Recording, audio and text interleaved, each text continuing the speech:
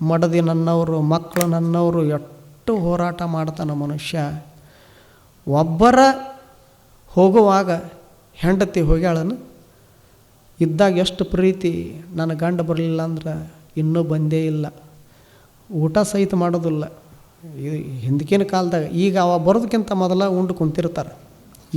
ಈಗಿನ ಕಾಲದ ಮಂದಿ ಬೇರೆ. ಈಗ ಭಾಳ ಹಚ್ಕೊಳಕ್ಕೆ ಹೋಗಬೇಡ, ಮಕ್ಕಳನ್ನ ಭಾಳ ಹಚ್ಕೊಳಕ್ಕೆ ಹೋಗಬೇಡ. ಒಬ್ಬ ಹಚ್ಕೊಂಡವ್ರ ಕತೆ ಕೇಳ್ರಿ. ಹಚ್ಕೊಳ್ಳೋದಲ್ಲ, ಹಚ್ಕೊಂಡಿದ್ದ ಅವ್ರನ್ನ ತಗೊಂಡು. ಅವ 100 ಎಕರೆ ಜಮೀನು ಗಳಿಸಿದ್ದ. ಯಾರ ಸಲುವಾಗಿ? ಹೆಂಡತಿ ಮಕ್ಕಳಿಗಾಗಿ 100 ಎಕರೆ ಜಮೀನು ಗಳಿಸಿದ್ದ. ಹಗಲಿ ರಾತ್ರಿ ದುಡಿದು ಶ್ರಮಪಟ್ಟು 100 ಎಕರೆ ಜಮೀನು ಗಳಿಸಿದ್ದ. ಈಗ ಮನೆಯೊಳಗೆ ಮಕ್ಕಳು ಅದಾರ, ಮಕ್ಕಳು ಮದುವೆ ಮಾಡ್ಯಾನ, ಮೊಮ್ಮಕ್ಕಳು ಕಾಣೋ ವಯಸ್ಸಿತ್ತು. ಆವಾಗ ಭಾಳ ದಿವಸ ಆಗೈತಿ 100 ಎಕರೆ ಹೊಲ ಗಳಿಸೀನಿ. ಈಗ ಬರೀ ಮಕ್ಕಳು ಬರ್ತಿದ್ರು ಹೊಲಕ್ಕೆ. ಇವನು ಒಂದು ದಿವಸ ಹೊಲಕ್ಕೆ ಬಂದಿದ್ದ. ಒಂದ ಹಾಸಿಗೆ 100 ಎಕರೆ ಜಮೀನ ಬಂದು ಊರು ಮುಂದೆ ಹಾದಿ ಪಕ್ಕದ ಹೊಲ ಬಂದು ಹೊಲದೊಳಗೆ ನಿಂತಿದ್ದ. ನಿಮ್ಮಂಗನ ಕಬ್ಬ ಹಾಕಿದ್ದ. 100 ಎಕರೆ ಕಬ್ಬ ಕಣ್ಣಿಗೆ ಕಾಣುತ್ತಾನ ಬರೀ ಹಸಿರ. ನಿಂತ್ಕೊಂಡು ನೋಡಿ ಆನಂದ ಪಡಕತ್ತಿದ್ದ. ಹಾದಿ ಪಕ್ಕದ ಹೊಲ ಇತ್ತಲ್ಲ, ಆ ಹಾದಿ ಹಿಡ್ಕೊಂಡು ಒಬ್ಬ ಸಂತರು ಬಂದರು. ಸಂತರು ಬಂದು ಅವರು ಇವನಿಗೆ ಕೇಳಿದರು, ಸಿರಿವಂತರೇ, ಇಲ್ಲಿ 2 ಹಾದಿ ಅದಾವಲ್ಲ, ಈ ಹಾದಿ ಎಲ್ಲಿಗೆ ಹೋಗುತ್ತದೆ, ಈ ಹಾದಿ ಎಲ್ಲಿಗೆ ಹೋಗುತ್ತದೆ ಹೇಳಿ ಅಂತ ಸಂತರು ಕೇಳಿದರು. ಇವ 100 ಎಕರೆ ಜಮೀನು ಮಡದಿ ಮಕ್ಕಳಿಗೆ ಗಳಿಸಿದ್ನಲ್ಲ, ಇವನ ತಲೆಯಾಗ ಬರೀ 100 ಎಕರೆ ಹೊಲ ಇತ್ತು. ಹೊಲ ಬಿಟ್ಟರೆ ಮತ್ತೊಂದು ಏನು ಇರಲಿಲ್ಲ.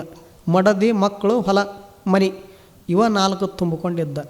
ಇವರು ಈ ದಾರಿ ಎಲ್ಲಿಗೆ ಹೋಗುತ್ತಂತ ಕೇಳಿದ್ರಲ್ಲ ಸಂತರು, ಇವನ ತಲೆಗೇನು ಬಂತು, ಈ 100 ಎಕರೆ ಜಮೀನು ನಿಂದ ಏನು ಯಾರ್ದಂತ ಕೇಳಾಕತ್ತಾರಂತ ಅದ ಭ್ರಮದೊಳಗಿದ್ದ. ಇಲ್ಲಿದ್ದ ಹಿಡ್ಕೊಂಡು ಅಲ್ಲಿ ತನೂ ನಂದ ಐತಿ ನೋಡ್ರಿ, ನಾನ ಗಳಿಸೀನಿ ಅಂದ. ಇವೊಂದು ಹೊಲ ಕೇಳ್ಯಾರನ ಅವರು ಸಂತರು, ದಾರಿ ಕೇಳ್ಯಾರ. ಇವನ ತಲೆಗೇನೈತಿ, ಹೊಲ ಕೇಳ್ತಾರಂತ. ಅಲ್ಲೋ ನಿಂದ ಇರುವಲ್ದ್ಯಾಕ ಹೊಲ, ಆದ್ರೆ ಇಲ್ಲಿ 2 ಹಾದಿ ಅದಾವಲ್ಲ, ಈ ಹಾದಿ ಎಲ್ಲಿಗೆ ಹೋಗುತ್ತದೆ, ಈ ಹಾದಿ ಎಲ್ಲಿಗೆ ಹೋಗುತ್ತದೆ ಹೇಳು ಅಂತ 2ನೇ ಸಲ ಕೇಳಿದರು. ಇಲ್ಲಿದ್ದ ಹಿಡ್ಕೊಂಡು ಅಲ್ಲಿ ತನಕ ಕಬ್ಬು ಉಟ್ಟು ನಂದ, ಹೊಲನೂ ನಂದ, ಕಬ್ಬುನು ನಂದ. ಅವರು 2 ಸಲ ಕೇಳಿ 3ನೇ ಸಲಕ್ಕೆ ನಿರ್ಣಯ ಮಾಡಿದರು, ಇದ್ರದ್ದು ಫ್ಯೂಸ್ ಹರೈತೆ ಅಂದ್ರೆ ಅವರು, ಇದು ನಮ್ಮ ಲೆಕ್ಕದಾಗಿಲ್ಲ, ತನ್ನ ಲೆಕ್ಕದಾಗ ತಾನದ ಅಂತ ತಿಳ್ಕೊಂಡು 3ನೇ ಸರ್ತಿ ಇಲ್ಲಿದ್ದ ಅಲ್ಲಿ ತನಕ ಹೊಲನೂ ನಿಂದೇ ಇರ್ಬೋದು, ಕಬ್ಬುನು ನಿಂದೇ ಇರ್ಬೋದು, ನಾನು ಅದನ್ನು ಕೇಳಾಕತ್ತಿಲ್ಲೋ, ಇಲ್ಲಿ ಹಾದಿ ಅದಲ್ಲ, ಈ ಹಾದಿ ಇದನ್ನು ಹಿಡ್ಕೊಂಡು ಹೋದ್ರೆ ಏನು ಬರ್ತದೆ, ಇದನ್ನು ಹಿಡ್ಕೊಂಡು ಹೋದ್ರೆ ಏನು ಬರ್ತದೆ, ಇದನ್ನು ಹೇಳಿ ನನಗೆ ಗೊತ್ತಾಗಲ್ಲ ನನಗಂತ ಅವರು ಅಂದರು. ಅವ ಅಂದ, ಇಲ್ಲಿದ್ದ ಅಲ್ಲಿ ತನಕ ನನ್ನ ಮಡದಿಗಾಗಿ ಗಳಿಸೀನಿ, ಮಕ್ಕಳಿಗಾಗಿ ಗಳಿಸೀನಿ, ಇದನ್ನು ಶುರು ಮಾಡಿದ. ಹೌದು, ನಿನಗೆ ಹೊಲ ಕಬ್ಬ ಮಡದಿ ಮಕ್ಕಳಂದ್ರೆ ಅಷ್ಟು ಪ್ರೀತಿನ ಅಂತ ಕೇಳಿದ್ರು ಅವರು. ಅದನ್ನೇನು ಕೇಳ್ತೀರಿ ನೀವು ಅಂದವ. 5 ನಿಮಿಷ ಮನೆಗೆ ಹೋಗೋದು ಲೇಟ್ ಆತಂದ್ರೆ ಗಾಡಿ ತೊಗೊಂಡು ಕರಿಯಾಕೆ ಬರ್ತಾರೆ ನನ್ನ ಮಕ್ಕಳು, ಅಷ್ಟು ಪ್ರೀತಿ ನನ್ನ ಮಕ್ಕಳು ನನ್ನ ಮ್ಯಾಗ. ಆಕಸ್ಮಿಕ ಮಕ್ಕಳು ಬರದೇ ಇದ್ರೆ ನನ್ನ ಹೆಂಡತಿ ಬಂದು ಕರ್ಕೊಂಡು ಹೊಕ್ಕಾಳ, ಅಷ್ಟು ಪ್ರೇಮ ನನ್ನ ಹೆಂಡತಿ. ನಾನಂದ್ರೆ ಅವರಿಗೆ ಪಂಚಪ್ರಾಣ ಅಂದ ಹೇಳ್ಕೊಂಡ ಜಂಬ ಕೊಚ್ಕೊಂಡ ಅವ್ರು ಇದ್ರಿಗೆ ಸಂತರಿದ್ರಿಗೆ. ಏನಂದ, ನಾನಂದ್ರೆ ನನ್ನ ಮಕ್ಕಳಿಗೆ ಮಡದಿಗೆ ಪಂಚಪ್ರಾಣ ನಾನು. 5 ನಿಮಿಷ ಲೇಟ್ ಆದರೆ ಇದ್ದಲ್ಲೇ ಬಂದು ಗಾಡಿ ತೊಗೊಂಡು ಬಂದು ಹತ್ತಿಸ್ಕೊಂಡು ಹೋಗುತ್ತಾರೆ, ಅಷ್ಟು ಪ್ರೀತಿ ಅಂದ. ಆವಾಗ ಅವರಂದರು, ಒಂದು ಕೆಲಸ ಮಾಡೋಣ, ನಿನ್ನ ಮ್ಯಾಲ ನಿನ್ನ ಹೆಂಡತಿ ನಿನ್ನ ಮಕ್ಕಳು ಎಷ್ಟು ಪ್ರೀತಿ ಅದರ, ಎಷ್ಟು ಪ್ರೇಮ ಇಟ್ಟಾರ ಅನ್ನೋದನ್ನು ಈಗ ನಾ ನೋಡ್ಬೇಕಾಗ್ಯದ, ನಾ ಕಾಣಬೇಕಾಗ್ಯದ. ಈಗ ನಾ ಹೇಳಿದಂಗೆ ನೀ ಕೇಳಬೇಕು ಅಂದ್ರೆ ಅವರು ಸಂತರು. ಏನು ಹೇಳ್ತೀರಿ ಹೇಳ್ರಿ ಅಂದವ. ಅಂದ್ರೆ ಜಿದ್ದಿಗೆ ಬಿದ್ದಂಗೆ ಆಯಿತು. ತೋರಿಸ್ತೀನಿ ನನ್ನ ಮಕ್ಕಳು ನನ್ನ ಮಡದಿ ಎಷ್ಟು ಪ್ರೀತಿ ಅದಾರ ಅನ್ನೋದು ನಿಮಗೆ ಕಣ್ಣಾರೆ ತೋರಿಸ್ತೀನಿ ಅಂತ ಅಂದ. ಆವಾಗ ಸಂತರಂದರು, ನಾನೊಂದು ಕೆಲಸ ಹೇಳ್ತೀನಿ, ಹಂಗೆ ಮಾಡಬೇಕು. ಈಗ ನೀನು ಅವ್ರು ಕರೆಯಾಕ ಬರೋದಲ್ಲ, ನೀನೇ ಮನೆಗೆ ಹೋಗೋದು. ಮನೆಗೆ ಹೋಗಿ ಮನೆ ಅಂಗಳದ ಮುಂದೆ ನಂದು ಹೊಟ್ಟೆ ನುಸ್ತದ ಹೊಟ್ಟೆ ಕಡಿತದಂತ ಬಿದ್ದು ಹೊಳ್ಳಾಡಬೇಕು, ಅಂಗಳದಾಗ ಬಿದ್ದು ಹೊರಳಾಡಬೇಕು. ಆವಾಗ ನಿನ್ನ ಯಾರ್ಯಾರು ಎಷ್ಟು ಪ್ರೀತಿ ಮಾಡ್ತಾರೆ, ಪ್ರೇಮ ಮಾಡ್ತಾರೆ, ನಾ ಬಂದು ನೋಡ್ತೀನಿ. ಮೊದಲು ಹೋಗಿ ನೀ ಇಟ್ಟು ಮಾಡು, ಆ ಬಳಿಕ ಒಂದು ಅರ್ಧ ಗಂಟೆ ಬಿಟ್ಟು ನಾ ಬರ್ತೀನಿ. ಆವಾಗ ತಿಳಿತದ ನಿನ್ನ ಎಷ್ಟು ಪ್ರೇಮ ಮಾಡ್ತಾರೆ ಅನ್ನೋದಂತ ಹೇಳಿದ್ರು ಅವರು ಸಂತರು. ಆಯಿತು ನೋಡಕ್ಕಂತಿರಲ್ಲ ಅಂತ ತಿಳ್ಕೊಂಡು ಮನೆಗೆ ಬಂದು ಮನೆ ಅಂಗಳದ ಮುಂದೆ ನಿಂತಿದ್ದ. ಒಳಗೆಲ್ಲರೂ ಇದ್ದರು.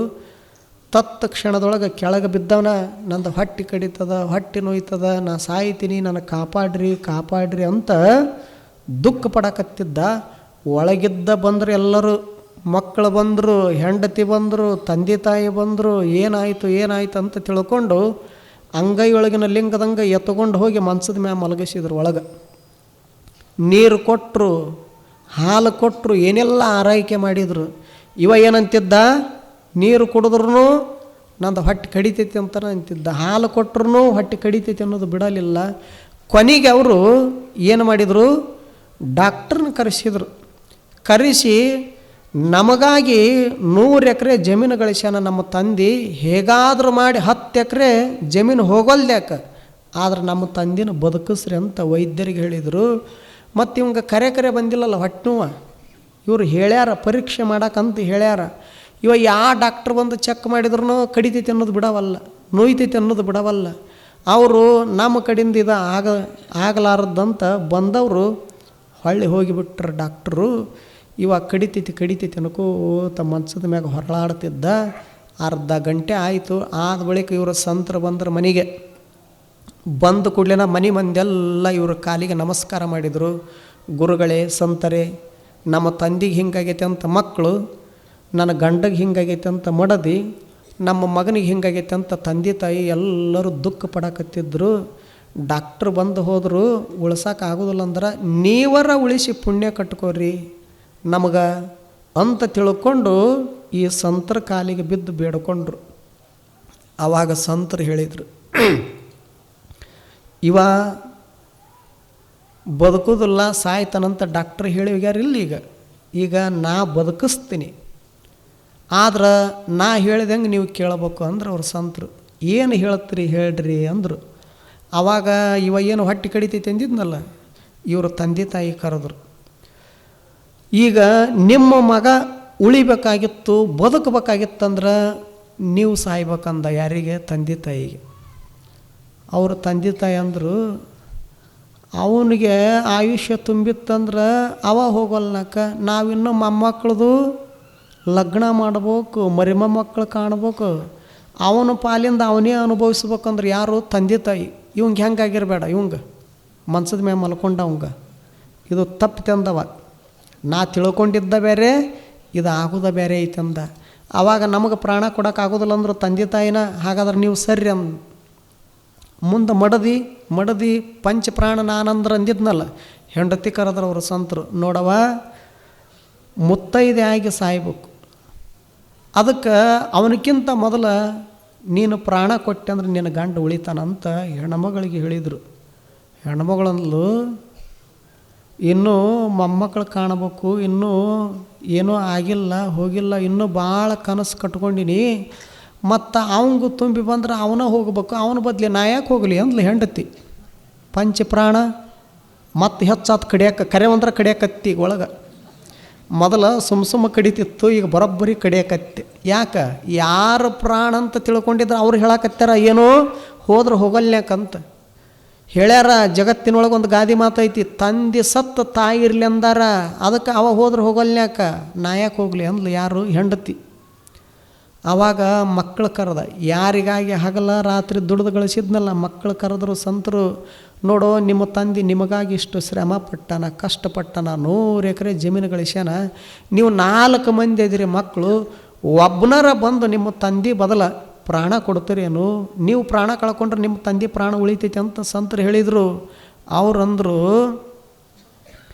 ಲಗ್ನ ಆಗಿ ಇನ್ನೂ 3 ತಿಂಗಳಾಗಿಲ್ಲ ನಮ್ಮದು. ಯಾರ ಮಕ್ಕಳು ಲಗ್ನ ಆಗಿ ಇನ್ನೂ 3 ತಿಂಗಳಾಗಿಲ್ಲ. ಈಗ ಜಗತ್ತು ಕಣ್ಣು ತೆರೆದು ನೋಡಕತ್ತೀವಿ. ಮತ್ತು ಅವ ಏನು ನೋಡ್ಯಾನ ಮಾಡ್ಯಾನ ಎಲ್ಲ ಆಗೈತಿ ಹೋಗೈತಿ ನಮ್ಮ ತಂದಿದ್ದು. ಹೋದ್ರೆ ಹೋಗಲ್ನ್ಯಾಕ ನಮ್ಮವು ಅದಳಲ್ಲ, ನಮ್ಮವನು ಮುಂದಿಟ್ಕೊಂಡು ನಾವು ಚಂದ ನಡ್ಕೊಂಡು ಹೋಗ್ತೀವಿ ಅಂದ. ಹೇಳಿದ್ನಲ್ಲ, 5 ನಿಮಿಷ ಲೇಟ್ ಆದ್ರೆ ಮಕ್ಕಳು ಗಾಡಿ ತೊಗೊಂಡು ಬರ್ತಾರೆ ಅಂದಿದ್ನಲ್ಲ ಕರಿಯಾಕ. ಈಗೇನಾಯಿತು? ಹೋಗ್ಲಿ ಅಂದ್ರೆ ಅವರು ಮಕ್ಕಳು ಬರೋಬ್ಬರಿ ಹಿಂಗೆ ಕಡಿಯಾಕತ್ತಿಲ್ಲ. ಮಂಚದ ಮ್ಯಾಗ ಇರಲಿಲ್ಲ, ಅವ ಕೆಳಗೆ ಬಿದ್ದ. ಅಟ್ಟು ಕಡಿಯಕತ್ತದು. ಯಾಕೆ ಹೇಳಿದ್ನಲ್ಲ ಸಂತರಿದ್ರಿಗೆ, ನನ್ನ ಮಡದಿ ಮಕ್ಕಳಂದ್ರೆ ಅವ್ರಿಗೆ ನಾನು ಪ್ರಾಣ ಅಂದಿದ್ದ. ಈಗ ಅವರ ಏನು ಅನ್ನಕತ್ತಾರ, ಹೋಗಲಿ ಇವನು ಪ್ರಾಣ ಅನ್ನಕತ್ತಾರ. ಒಬ್ಬರು ಯಾರು ಅವ ಬದುಕಲಿ, ನಾವು ಪ್ರಾಣ ಕೊಡ್ತೀವಂತ ಒಬ್ಬರು ಬರಾಕ ತಯಾರಿಲ್ಲ. ಎಲ್ಲರೂ ಮುಗಿದ ಬಳಿಕ ಸಂತರು ಮುಟ್ಟಿ ಹೇಳಿದ್ರು ಅವನಿಗೆ, ನೋಡೋ ಪಂಚಪ್ರಾಣ, ಹಿಂಗೆ ಬಡಿದ್ರು, ಪಂಚಪ್ರಾಣ ಅಂದರು. ತಲೆ ಜಾಡಿಸಿ ಎದ್ದವ. ಯಾಕೆ? ಸತ್ಯದ ಅರಿವಾಯಿತು. ಯಾರು ಶಾಶ್ವತ, ಯಾರು ನನಗೆ ಒಂದಿಷ್ಟು ಸಂರಕ್ಷಣೆ ಮಾಡ್ತಾರೆ, ಯಾರು ನನ್ನ ಲಾಲನೆ ಪಾಲನೆ ಮಾಡ್ತಾರೆ, ಮುಪ್ಪಾವಸ್ಥೆಯೊಳಗೆ ರಕ್ಷಣೆ ಮಾಡ್ತಾರೆ ಅಂತ ಕನಸು ಕಟ್ಕೊಂಡು ಅವರಿಗಾಗಿ ಬೆವರು ಹನಿ ಸುರಿಸಿ ಶ್ರಮಪಟ್ಟು 100 ಎಕರೆ ಇರೋ ತನಕ ಜಮೀನು ಗಳಿಸಿದ್ನೆಲ್ಲ ಅವರೇ ಇಂದೇನು ಅನ್ನಕತ್ತಾರ, ಹೋದ್ರೆ ಹೋಗಲ್ನ್ಯಾಕ ಅನ್ನಕತ್ತಾರ. ಅಂದ್ರೆ ಈ ಸಂಸಾರ ಶಾಶ್ವತ ಅಲ್ಲ, ಇದು ಸುಖ ಕೊಡೋದಿಲ್ಲ, ಸುಖದಕ್ಕಿಂತನೂ ದುಃಖನ ಕೊಡ್ತೈತೆ ಅನ್ನುವಂಥ ಸತ್ಯ ಗೊತ್ತಾಯಿತು. ಆವಾಗ ಮ್ಯಾಲ ಎದ್ದ. ಹೆಂಗೆದ್ದ? ಹೆಂಡತಿಗೆ ಗಂಡನಾಗಿ ಹೇಳಲಿಲ್ಲ, ಮಕ್ಕಳಿಗೆ ತಂದೆಯಾಗಿ ಹೇಳಲಿಲ್ಲ, ತಂದೆ ತಾಯಿಗೆ ಮಗ ಆಗಿ ಹೇಳಲಿಲ್ಲ. ಏನು ಸಂತರು ಬಂದಿದ್ರಲ್ಲ, ಸಂತರ ಮಾತಿನೊಳಗೆ ಪರಮ ಸತ್ಯದ ದರ್ಶನ ಆಗಿ ಅವ ಮನೆಗೆ ಮಗ ಆಗಿ ಹೇಳಲಿಲ್ಲ, ಹೆಂಡತಿಗೆ ಗಂಡಾಗಿ ಹೇಳಲಿಲ್ಲ, ಮಕ್ಕಳಿಗೆ ತಂದೆಯಾಗಿ ಹೇಳಲಿಲ್ಲ. ಕೊನೆಗೆ ಪರಮ ಸಂತರ ಶಿಷ್ಯನಾಗಿ ಎದ್ದ, ಮನೆ ಬಿಟ್ಟ, ಗುರುವಿಗೆ ತಕ್ಕ ಶಿಷ್ಯನಾಗಿ ಬಾಳಿ ಬದುಕಿದ. ಅದಕ್ಕೆ ಬಿಡು, ಏನಂತಾರವರು, ಜಾಣನಯ್ಯ ವಿಷಯಾದಿಗಳ ಬಿಡುವಲ್ಲಿ. ಆವಾಗ ಬಿಟ್ಟ. ಏನು ಬಿಟ್ಟ? ತಲೆಯಾಗಿತ್ತಲ್ಲ, ತುಂಬಿಕೊಂಡಿದ್ನಲ್ಲ, ಮಡದಿ ಮಕ್ಕಳು ಹೊಲ, ಇದನ್ನು ಬಿಟ್ಟ. ಇದನ್ನು ಬಿಡೋದಕ್ಕನ ಜಾಣ ಅಂತ ಕರೀತಾರೆ. ಬಿಡೋದಂದ್ರೆ ಮತ್ತು ನೀವು ನಾಳೆ ಹೊಲ ಫಲ ನಮ್ಮ ಹೆಸರಲ್ಲಿ ಹಚ್ಚಂಗದಿರಿ, ಮತ್ತು ಹಚ್ಚಿ ಹೋಗೋದಲ್ಲ. ಏನು ಮಾಡೋದು? ಎಲ್ಲ ಮಾಡಬೇಕು, ಭಾಳ ಅದನ್ನ ತಲೆಗೆ ಹಾಕ್ಕೊಳ್ಳಂಗಿಲ್ಲ. ಈಗ ನೀವು ಪ್ರವಚನಕ್ಕೆ ಬಂದಿರ್ತೀರಿ, ಈಗ ನಿಮ್ಮ ಮನೆ ಅಲ್ಲೇ ಇರ್ತೈತಿ, ಎಲ್ಲರೂ ಹೋಗುತ್ತಾನ, ಅದು ಮನೆ ಓಡಿ ಹೋಗುತ್ತಾನ? ಒಬ್ಬರು ಅವರ ಮನೆ ಹೋಗ್ಯಾವನು? ಯಾರೂ ಹೋಗಿಲ್ಲ, ಇದ್ದ ಜಾಗದಾಗನೇ ಇರುತ್ತವೆ. ಈಗ ಅಲ್ಲಿ ಮನೆಯಾಗಿದ್ದ ಇಲ್ಲಿ ಮಠಕ್ಕೆ ಬಂದು ಮಠದ ಚಿಂತೆ ಅಟ್ಟ ಮಾಡ್ಬೇಕಿಲ್ಲಿ. ಮಠದ ಬಗ್ಗೆ, ಗುರುಗಳ ಬಗ್ಗೆ, ಶರಣರ ಬಗ್ಗೆ, ವಚನದ ಬಗ್ಗೆ ಅಟ್ಟ ಚಿಂತೆ ಮಾಡೋದು. ಮತ್ತು ಇಲ್ಲಿ ಬಂದ್ರೂ, ಮಠದಾಗ ಬಂದ್ರೂ ಮನೆ ಚಿಂತೆನ ಹೋಗಲಿಲ್ಲ ಅಂದ್ರೆ, ಅದನ್ನು ತುಂಬಿಕೊಂಡು ಬಂದ್ರೆ ಏನು ಮಾಡೋದು? ಅಂದ್ರೆ ಬಿಟ್ಟಿಲ್ಲ ಅಂತ. ಏನು ಬಿಟ್ಟಿಲ್ಲ?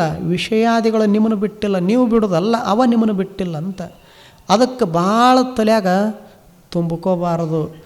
ಇಂದ್ರಿಯೈರ್ ವಿಷಯಾಕೃಷ್ಟಿರಾಕ್ಷಿಪಂ ಧ್ಯಾಯತಾ ಮನಃ ಚೇತನಂ ಬುದ್ಧೇಃ ಸ್ತಂಭಸ್ತೋಯಮಿವ ಹೃದಾತ್. ಎಷ್ಟು ಚಲೋ ಮಾತು ಹೇಳ್ಯಾರ. ಇಂದ್ರಿಯಗಳದಾವಲ್ಲ, ಕಣ್ಣ, ಕಿವಿ, ಮೂಗು, ನಾಲಿಗೆ, ಚರ್ಮ, ಈ ಪಂಚ ಇಂದ್ರಿಯಗಳಿಗೆ ಪಂಚ ವಿಷಯಗಳದಾವು. ಕಣ್ಣಿಗೆ ವಿಷಯ ಯಾವುದು? ರೂಪ. ಕಿವಿಗೆ ವಿಷಯ ಯಾವುದು? ಶಬ್ದ. ಆ ಬಳಿಕ ಚರ್ಮಕ್ಕೆ ವಿಷಯ ಯಾವುದು? ಸ್ಪರ್ಶ, ಸುಖ. ಮೂಗಿಗೆ ವಿಷಯ ಯಾವುದು? ವಾಸನೆ. ನಾಲಿಗೆಗೆ ವಿಷಯ ಯಾವುದು? ರುಚಿ, ಪದಾರ್ಥ. ಈಗ ಪದಾರ್ಥ ಅದು ವಿಷಯ. ಈ ಪಂಚ ವಿಷಯಗಳು, ವಿಷಯ ಅಂದರೆ ಇಟ್ಟ ತಿಳ್ಕೋಬೇಕು. ವಿಷಯ ಇದು 3 ಅಕ್ಷರದವು, ಒಂದು ಶಬ್ದ. ವಿಷಯ ಐತಲ್ಲ, ಏ ತೆಗಿರಿ, ಏ ಒಂದ ತೆಗಿರಿ, ಏನಾಗ್ತದೆ? ಅದು ಏನಾಗ್ತದೆ? ವಿಷಯ ಒಂದು ಏ ತೆಗಿರಿ, ಏನಾಗ್ತದೆ? ವಿಷ. ವಿಷಯದ ಸಂಘ ಮಾಡಿದವರು ಒಬ್ಬರ ಉಳಿತಾರ ಜಗತ್ನ್ಯಾಗ? ವಿಷಯ ಅಂದ್ರೆ ವಿಷ ಇದ್ದಂಗೆ. ಅದ್ರ ಕೂಡ ಭಾಳ ವ್ಯವಹಾರ ಮಾಡೋಕೆ ಹೋಗಬೇಡ. ತಲೆಯಾಗ ಬರೀ ಅದನ್ನು ತುಂಬಿಕೊಳ್ಳೋಕೆ ಹೋಗಬೇಡ. ಭಾಳ ಅದಕ್ಕಾಗಿ ಅಂಟಿಕೊಳ್ಳಬೇಡ. ಅದಕ್ಕೊಂದಿಷ್ಟು ಬಿಡುವಲ್ಲಿ ಅವುಗಳನ್ನು ಅದರ ಪಾಡಿಗೆ ಅದನ್ನು ಬಿಡು. ಆದ್ರೆ ಒತ್ತುದು ಬಿತ್ತುದು ಮಾಡು. ಲಾಭ ಹಾನಿ ಭಾಳ ತಲೆ ಹಾಕ್ಕೊಂಡು ಕೂಡಕ್ಕೆ ಹೋಗಬೇಡ. ಕೊಡೋದು ತಗೊಳ್ಳೋದು ಮಾಡು. ಬರೀ ಅದ ಜೀವನ ಅಂತ ತಿಳ್ಕೊಳ್ಳೋಕೆ ಹೋಗಬೇಡ. ಹೆಂಡತಿ ಮಕ್ಕಳನ್ನು ಪ್ರೀತಿ ಮಾಡು, ಆದ್ರೆ ಅವರೇ ಶಾಶ್ವತ ಅಂತ ತಿಳ್ಕೊಳ್ಳೋಕೆ ಹೋಗಬೇಡ. ಜನಿಸಿ ತೋರ್ಪ ಜಗವಿದೆಲ್ಲ ಕನಸಿನಂತೆ ಕೆಡುವುದೆಂದು ಎಷ್ಟು